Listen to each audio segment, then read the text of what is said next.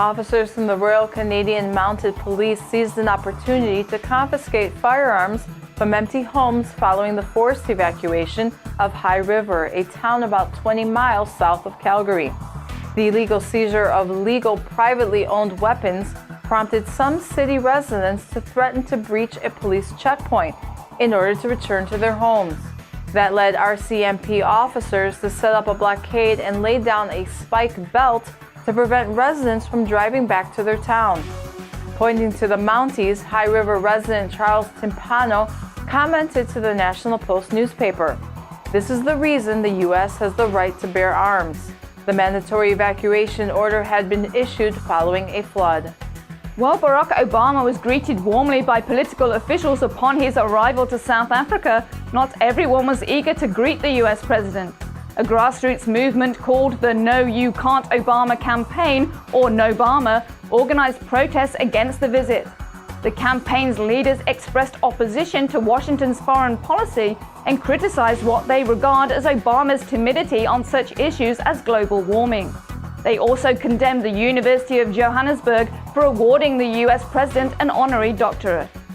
During his first visit to South Africa, President Obama made a pilgrimage to the jail cell that held Nelson Mandela for nearly 30 years, and comparing the ailing 94-year-old anti-apartheid leader to George Washington. The president very carefully avoided acknowledging the role that was played by the CIA in arranging Mandela's arrest, or any other possible comparison between Mandela's lengthy imprisonment on terrorism charges and the predicament facing dozens of detainees at Guantanamo Bay who have never been charged with a crime and yet are being held without prospect of release. Bradley Manning is on trial for charges of aiding the enemy for releasing evidence of U.S. war crimes in Iraq. Edward Snowden can be accused of treason for exposing the NSA's unconstitutional surveillance program.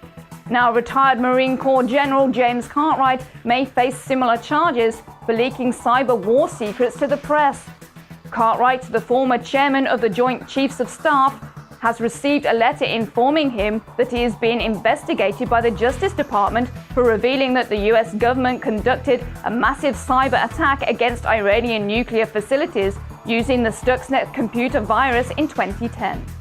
5 demonstrators who trespassed on California's Beale Air Force Base to protect the Obama administration's overseas drone bombing campaign will not have a jury trial, ruled U.S. Magistrate Judge Carolyn Delaney. Judge Delaney also barred the defense from claiming that the protest was a benefit to society. The federal prosecutor claims that the charge against the demonstrators entering the military base for an unlawful purpose is a petty offense rather than a serious crime, and that the constitutional requirement for a jury trial doesn't apply. If convicted, the protesters face up to 6 months in prison and a $5,000 fine.